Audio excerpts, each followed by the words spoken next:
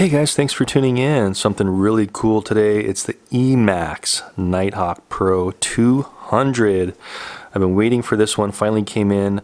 This is a solid looking quad. We're going to unbox it here. It just comes in this bag, but we're going to unbag it. Really cool bag, by the way. It's like a hard shell little bag for it. We're going to unbag it, kind of show you how I'm setting this thing up, do an inspection of it, really close inspection in front of the camera. Get out there, flight test it, use some hardcore flying, line of sight, FPV, have all the video up on the screen for you, and then do a pros and cons afterwards just to let you know what I thought about it. I'm going to be filming with the Amways when I do my FPV, and I'm going to be using the Taranis QX7 controller. Anyway, without further ado, let's just open up this bag. So really nice bag. It's got a handle here on top, really sturdy handle. Really durable looking zippers. It's got a dual zipper here, and the bag actually says EMAX on it. Really liking this. It seems like a very quality product here. EMAX is really taking it up to the next level. And check this out. So here we go. So unbagging it, and we've got propeller guards. We have a micro USB cable. We have our prop nuts and our instruction manual in the top, which we'll be getting to in just a second. But check this out. The main event. Here it is. The Pro 200. It's looking really pretty. It's got that yellow plastic undercarriage. It's kind of like a hybrid. You've probably seen a lot of those new quads where they have like a carbon fiber and a PCB board sandwiching PVC. Well, this one takes it a little bit different. This one goes with a super heavy duty carbon fiber arm. That's got to be right around 4 millimeters. And then just to protect the electronics, they're putting all the electronics underneath, and they've got this durable PVC plastic here linked into another piece of plastic to kind of work as the landing feet and motor guards. So a really neat looking design. I'm really liking the way these guys are doing this. And you'll notice this one already has the antennas. You have to install your own receiver. So I installed a little micro FrSky receiver. Let me see if you can see it in here. I have it just mounted right up to the top of this top plate here where you're going to mount your camera. And then I have it zip tied with the antennas shrink wrapped right up here for the best possible radio coverage. I did that on my own, and really easy to do. I just used some double-sided sticky tape. And actually, if you buy this version, this cable here is just kind of floating around loose to hook into your receiver. So again, this is the S-Bus FrSky little micro receiver. If you want to use this receiver and you like how it performs in my video here, my review, I'll have that in the description, as well as this craft here. I'll have linked in the description and the other stuff I'm using here in case you wanted to go this route and use the stuff you see in this video. Again, I'm really liking how this thing looks. Here's the camera. Let me take off the lens cap here. There is the camera in all of its glory. It's looking pretty nice. Really liking the colors they chose, the yellow and the black. It's really pretty. Anyway, that's the maximum tilt of this camera. It looks like you're going to get about 30-35 degrees max, because what happens is the camera is now hitting the bottom of this PVC plastic. You can't tilt it up anymore even if you wanted to. It does have a nice mount on top here for like GoPro Session or RunCam 3 style camera. Of course, you can mount whatever you want, but it looks like those are going to fit the best on top here. And check out this carbon fiber in the arms here. So really high quality carbon fiber. We do have a couple of vent holes. So we have venting on the sides and then also on the top. So, you know, a little bit of an integrity weakness here, but I mean, the way they have this set up, I really can't see these things breaking anytime soon. They have that hole there. Looks like there's a capacitor down in there for cooling. Then they have this hole where the motor wires are going down into the underneath in the circuitry and the ESCs. Speaking of the motors, these are 2205 2300 kV motors. So they're going to give us a bunch of yank. These are the red bottom motors, very powerful and quick motors. So I expect this thing to be super fast. 4S is what I'm going to be running this on. Of course, they don't give you any batteries in the pack, so you're going to use whatever you want. But look at this this bag. So perfectly molded. You know, carry this around in this bag, and it's not going to get hurt because it's a fabric over kind of a hard bag. So I really like that. And here's the FPV antenna they're giving us. So it's a Pagoda, EMAX Pagoda 2 antenna, and it tells you It's being designed by Merton Burt. Kind of developed these guys, and they seem to work pretty well, but that's what they're giving us in the package. And this is where the FPV antenna, of course, is going to screw on. Make sure before you power up any kind of VTX, you want that antenna on there nice and tight. Here's our XT60 connector here for plugging in our battery, and they already have pre-mounted straps on here. Look at these straps. Look at the quality of these straps. They actually have little steel rings here, and so you can crank that battery down on there really tight. So I'm probably going to be using a 4S, 1300 battery with my review here. So the only thing that worries me just a little bit is these camera mounts are known. I've used one of these camera mounts in the King Kong, and in a hard crash, just the torque of the camera moving around on this thing, it actually broke. But maybe this thing will hold up a little better. We'll see how that works out. LED lights on the bottom here, which are going to look really nice. You can see the motor guard here with this clear plastic. It's going to shine through with the LED lights, and it also has LED lights on the back. That looks like a little speaker port, so we're going to hear our speaker, our beeper really loud when we start getting low on power, or if we're lost, we'll have our lost alarm, and we can find that nice and easy. You can see that it does have a micro USB port down on the bottom there, so we can plug that into our computer, and this runs Betaflight, so we can put our Betaflight settings in there, switch all our modes, and make sure we tune it the best way possible. I'm not going to be doing any tuning. I'm just going to be flying with the PID settings out of the box. I'm not really a super pro tuner, but I'm going to set the modes in this Tyrannus. Not going to do that in this video. There's a bunch of videos on how to do Betaflight mode setting, but pretty cool. Look at that. It even has a little like aluminum sticker on the bottom with the NightHawk insignia there. So beautiful looking quad. I don't want to forget what comes in this other pocket here. So here's the instruction manual, and looks like the power, the lock nuts, and some Velcro, and here are the propellers. So let's see what propellers they give us. 5 by 50. Oh my goodness, so that's a bunch of bite. So this thing's gonna scream. So I think 50 is the highest I've seen. So they only give you one set. But of course, any kind of quad you get like this, buy a bunch of propellers because you're going to be breaking them. Anyway, here's the micro USB to get into the flight controller. 4 lock nuts to lock down those propellers, which you're going to want to do because this thing looks like it's going to be crazy fast. Can't wait to fly it. And 2 strips of sticky Velcro. So if you want to put that on there for your battery, you can. This instruction manual, I think I should show you that, actually has everything you need to know in Betaflight configuration. It goes through it all in depth. So if you've never done Betaflight, here it is. Hook it up to your computer and it tells you everything to do in the instructions on this one, which is great because if you're a beginner, you need to know that stuff. Anyways, this thing looks like it's going to scream. Enough talking on the bench. Let's charge everything up, get out there, and put this thing to the test. All right, let's go fly. All right, guys, at the park, and let's give this EMAX Pro 200 run for its money. We're gonna do line of sight right now, and then we'll pop on the goggles.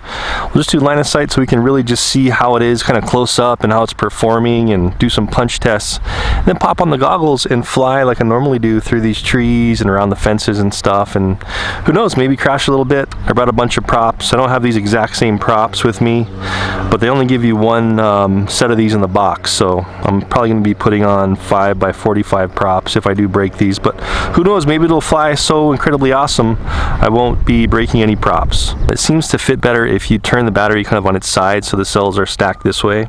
That way the Velcro is a little higher and it kind of grips a little better, and also it kind of keeps it a little more in between where the Velcro comes out of the frame. And then also you can strap your battery cables up a little better and get them out of the way of the propeller. You can see how close the propellers get to the cables in the back, so you really want to make sure you route that up in the middle. Cool, so turning on the Tyrannus Q7 X7 here, and it looks like we're on the NightHawk Pro. Already had it bound up. All I did was change the modes in Betaflight, didn't do any PID tuning whatsoever. Turn on the quad here, let that guy boot up. We should be ready to go. So again, arming, that switch here, and then my rates of flight are here, and my beeper's this one. You see how when I have this temporary switch, I can hear the beeping, so I can find it if it gets lost. Cool. So we'll start off in just regular self-leveling attitude mode all the way up on the mode switch, and arm it here. Launch. Nice. Wow, look at those lights. Really pretty. Red in the back, white in the front on the arms, and then the blue lights directly behind it. Cool. So again, this is attitude mode. We got our self-leveling. It will not flip if I push full forward, but that's an incredible amount of pitch. Look at that full pitch forward. That is a big deep pitch there. So that's great. So if you want to fly around and you're learning and you don't want to have any kind of acro, but you do want to have the self-leveling, you don't have to worry about it flipping. Stay in this mode. Well, we got fresh battery. Let's do our punch test. So from a hover to a full punch right now. Holy smokes. Full off the sticks and it just comes down perfectly level. If you're fully off throttle, perfectly level because the props are spinning a bit, so you don't have to worry about it spinning out of control. Great control. And keep in mind, this is that little micro receiver in there, so we'll see how that performs. Let's do a full pitch forward and a full throttle. I'm just gonna spin it in front of the camera real quick, you know, so you guys can get a little bit of a good close look at it while it's flying here. There it is.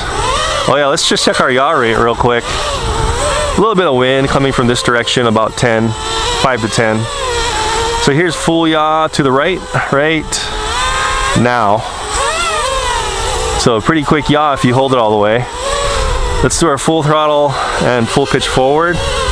Right, full pitch forward, full throttle. Wow, it's just a straight line, man. That's awesome. Whew. This thing's got enormous amounts of power. You see that? Full pitch forward and full throttle, just it maintains its height and it just goes straight. So that's awesome, man. Try that again. That's awesome. Whoo! Oh my goodness. Let's come back and try to do a stop. Wow. Plenty of power, guys, and plenty of good control too. Okay, that's what we can kind of expect for attitude. Super powerful. Before we get too low on power, I'm going to switch into horizon. So my mode switch to the middle. And it's not quite as aggressive at self-leveling, but it's still pretty touchy, you know, on the controls. And now we should be able to do flips. So let me do kind of a flip just to see. I don't think I flipped this yet, so let me just see. I want to go a little higher. Whoa, it flips quick. Okay, so it flips quick, so now I know I can do them lower. Awesome. See that? A little couple right rolls. Let's do a forward flip. Woo, nice. And you know, horizon mode self-levels, so if you let off the stick and you're upside down, it will catch itself. It needs a little bit of space to catch itself, so you're, you know, a little higher the better, or else it might hit the ground. But let's do multiple flips. So I'm gonna punch it and then we're gonna try to do a couple. 1, 2, 3, 4, 5, 6. Wow. That might be a record for in a row for me. 6. I think any more and I usually hit the ground. 1, 2, 3, 4. Woo! Awesome, man. That's great. Okay, so I've been flying for a bit. I'm gonna switch into acro now, or actually I have this set for air mode, and that's this mode switch all the way down. That takes off your self-leveling, so you know, any direction I push, it's gonna keep going until I push back. And that's what you want to fly in if you're racing and you know, you're getting more pro. So a little hard to fly in this line of sight, but we're gonna try anyway. Let's do a couple of flips and stuff. Yeah, it's still pretty easy. This one flies so smooth. And you know, it's not too twitchy in this air mode. Attitude and horizon was really, the inputs were really fast and twitchy, but this is a little smoother.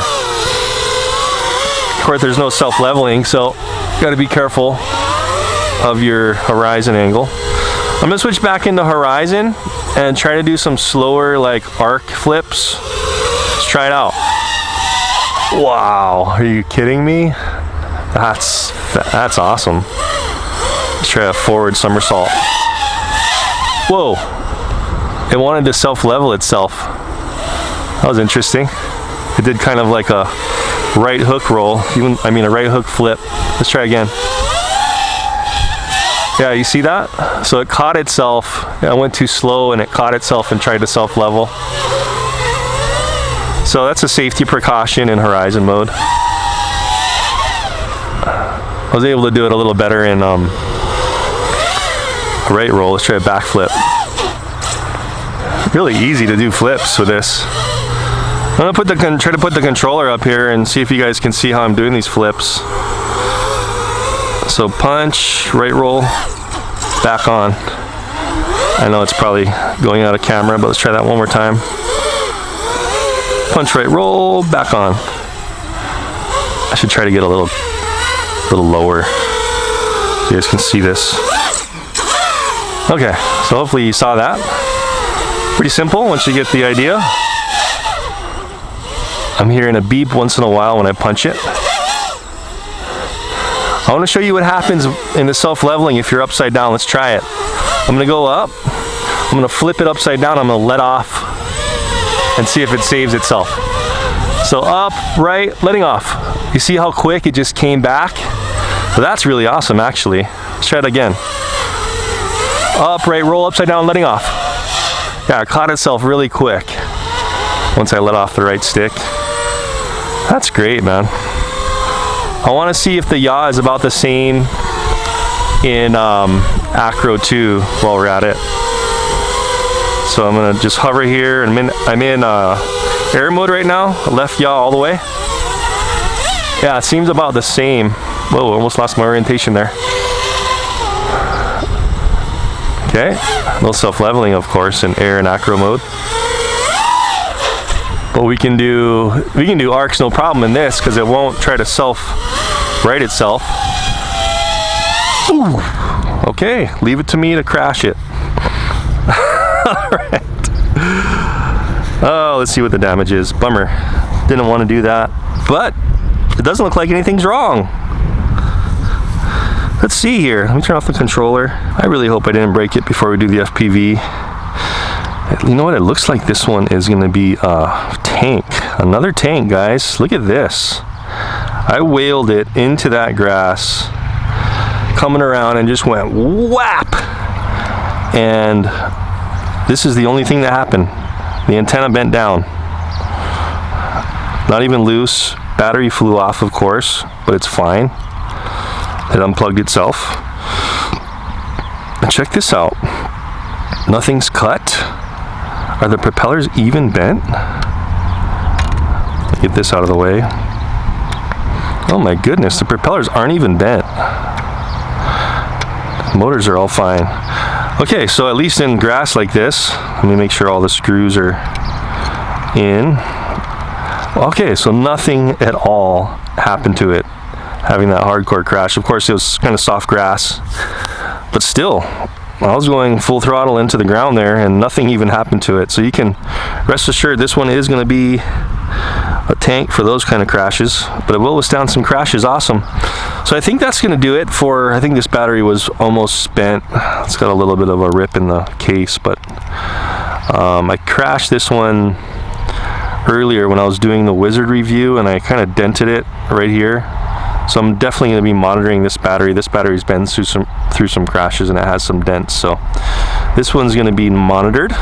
It's a little bit warm, but I think that's going to do it for the line of sight. Let's put on the goggles and see what this thing can do FPV. Let's go for it. All right, guys. So time to do our FPV with the 200 Pro, EMAX 200 Pro.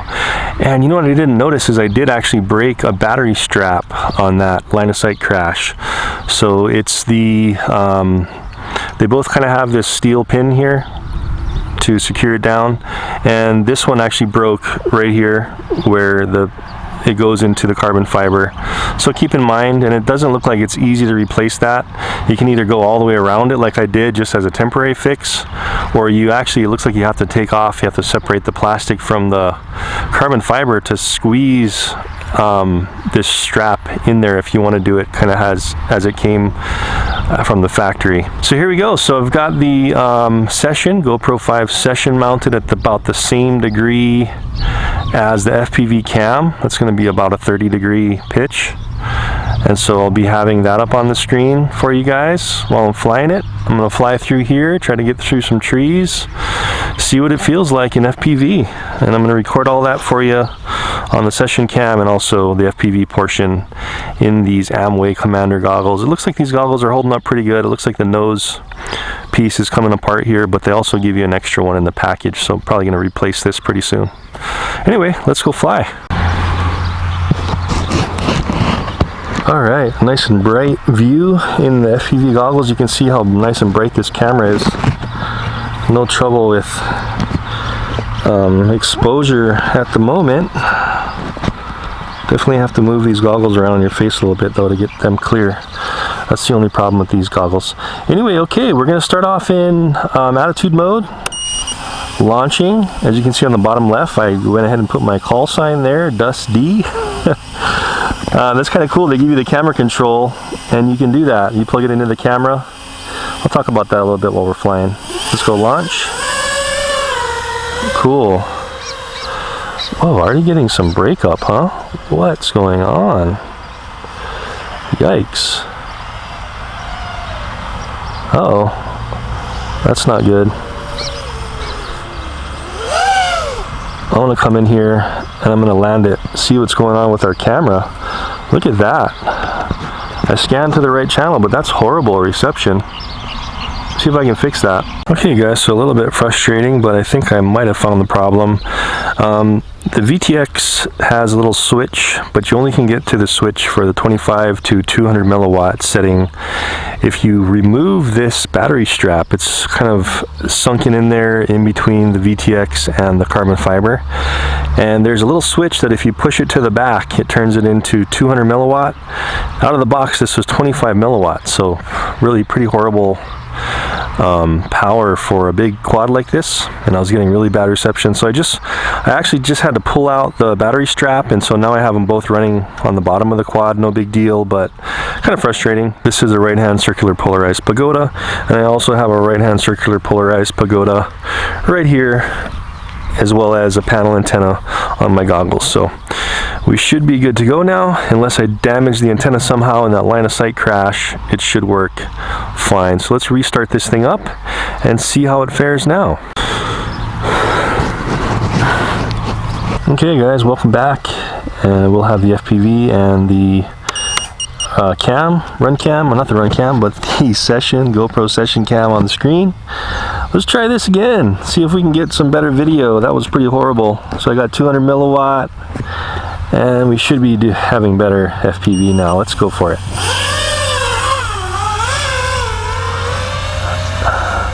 Alright, there we go. Now I can see.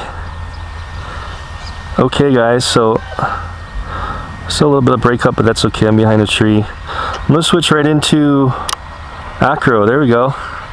It's a little hard to fly attitude when the camera's so pitched up. So we're doing great. Do a couple rolls here. Woo! Wow, the camera sure does look bright though. That's alright. Going that way, it's a little strange because it's kind of bright. Wow, it does fly very locked in though.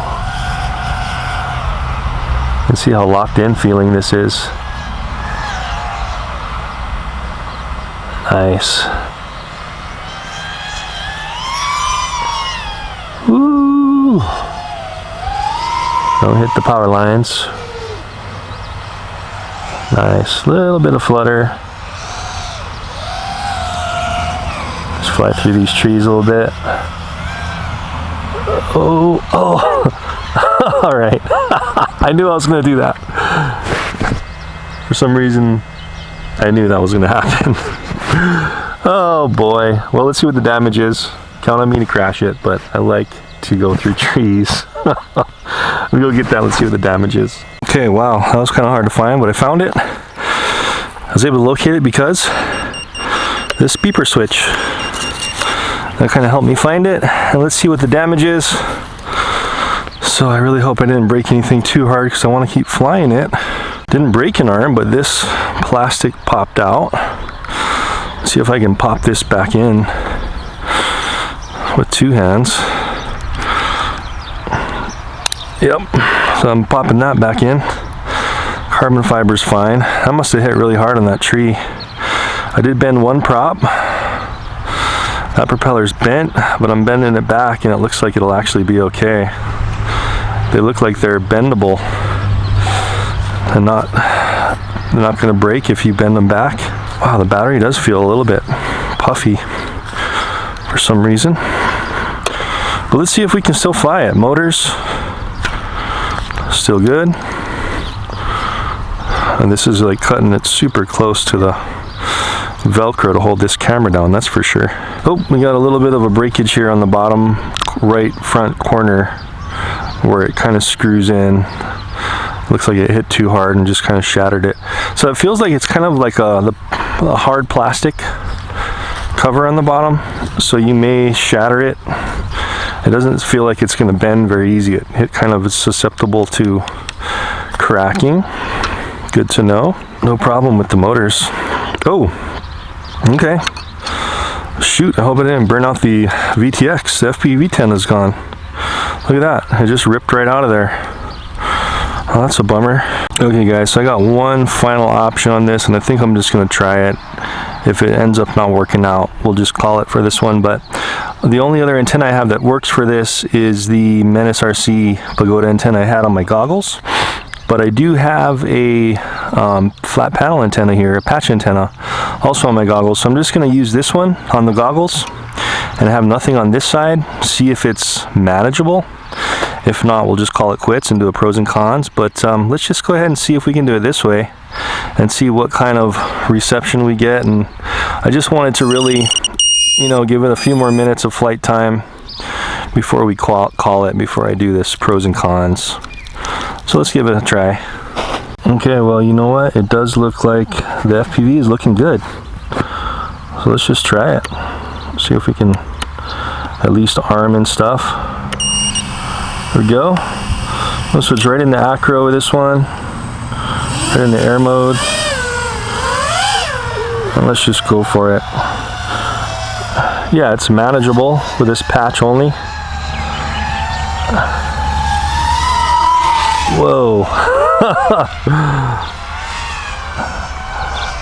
I went right underneath those power lines.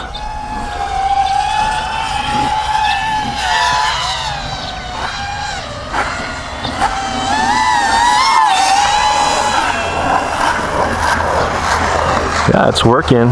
This battery seems like it doesn't really have quite as much punch.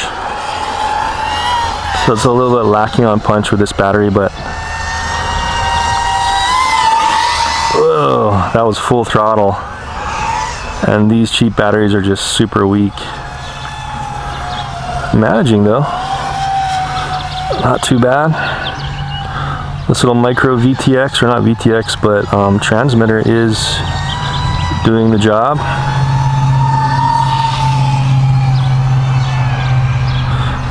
Wow, yeah, this patch is actually doing better than I thought it would, for sure.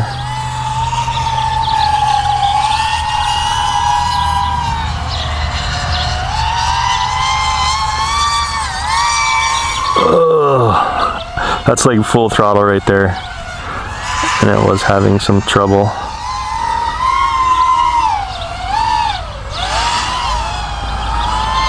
Yeah, so it's, oh, let me turn on the fan on these goggles real quick. There we go. Hopefully I don't lose signal and fall on somebody. Goggles are starting to fog up.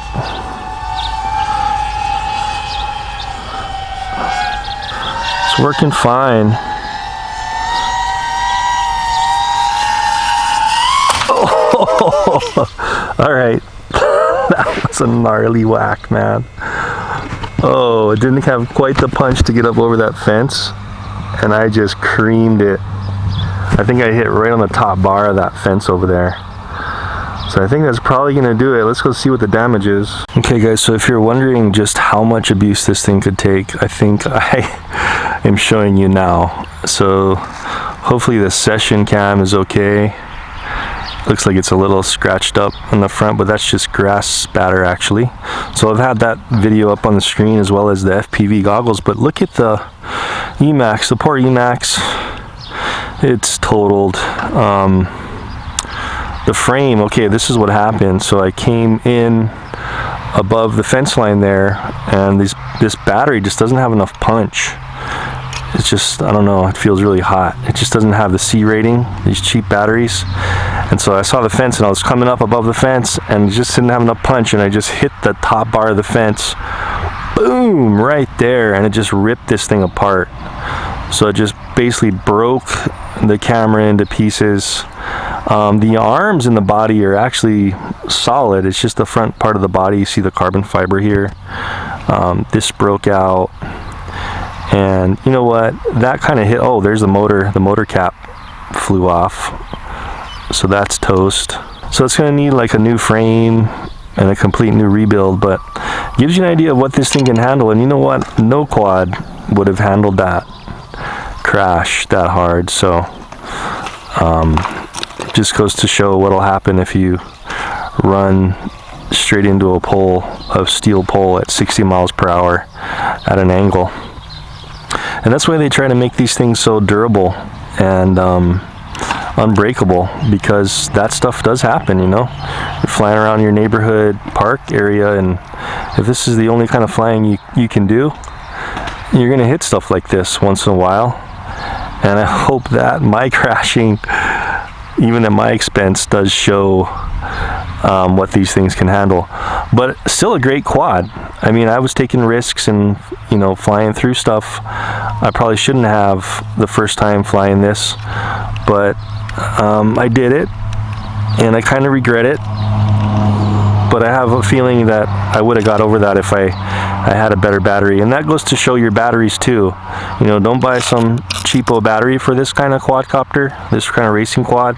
You want to have a solid battery that can push out a lot of C rating. This one says 65C, but honestly, I mean, this is a 4S, and it just felt flat. This is a full charge. If you're looking to get the performance out of these kind of quads, you know, stick with the higher grade batteries. That'll give you more punch when you need it to get out of situations like that. Definitely probably could have avoided that if I had a better battery.